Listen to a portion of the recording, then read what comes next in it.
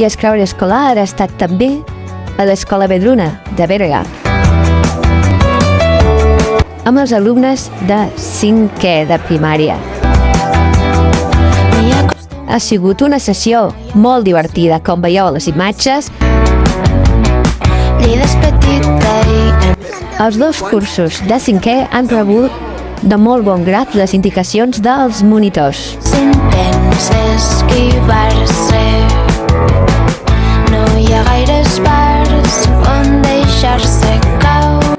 Agraïm l'ajuda dels professors que en tot moment han estat al costat dels alumnes explicant-li com havien de posar els mots, com havien de posar les fitxes, com havien de puntuar, com havien de comptar. I més d'un ha trobat un Scrabble, és dir, paraules amb les 7 fitxes, que tenen una puntuació extra de 50 punts.